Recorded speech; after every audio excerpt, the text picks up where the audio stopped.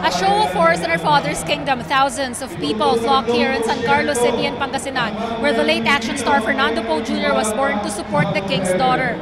It is Poe's second time in the city and fifth in the vote-rich province, a move seen to consolidate votes on her father's turf. Presidential bet Grace Poe, her running mate Francis Escudero, and 10 of their senatorial bets visit the vote-rich province of Pangasinan on Friday. And what better way to start the roadshow of provincial rallies than here in San Carlos City, with a special warm boisterous welcome. Poe grabs the chance to personally seek the support of her so-called kababayans. After all, the first time she was here, she has not declared her candidacy yet. Kaya mga kababayan, inaalay ko sa inyo, mga tiga-Pangasinan, ang aking takbo na ito, sapagkat dahil sa inyo na hindi sumuko sa akin, na hindi sumuko sa aming pamilya, na patuloy ang inyong pagsuporta, ako'y nabibigyan ng lakas at inspirasyon na gawin ang nararapat.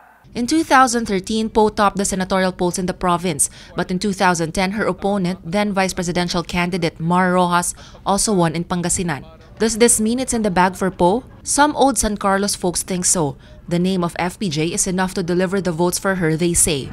Iboboto namin si Grace Poe kasi yung papa niya, si Fernando Poe, parang yung niloko yung buto niya.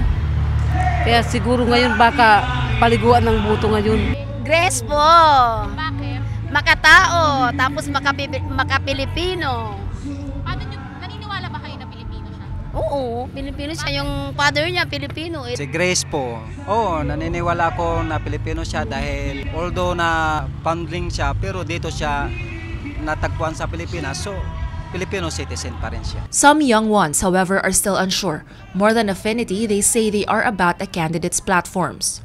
Wala pa. Kasi di ko pa naman yung mga bawat isang nila eh. Siyempre, mamimili naman tayo ng hindi porket kababayan natin yun na. Siyempre, pipili natin yung talagang makakapagpaganda ng ating bansa.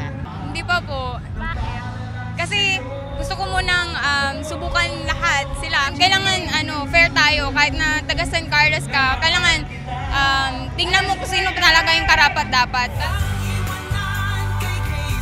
Whether Poe wins in her father's kingdom or not, she will first have to win her battle in the Supreme Court. Camille Alemia, Rappler, Pangasinan.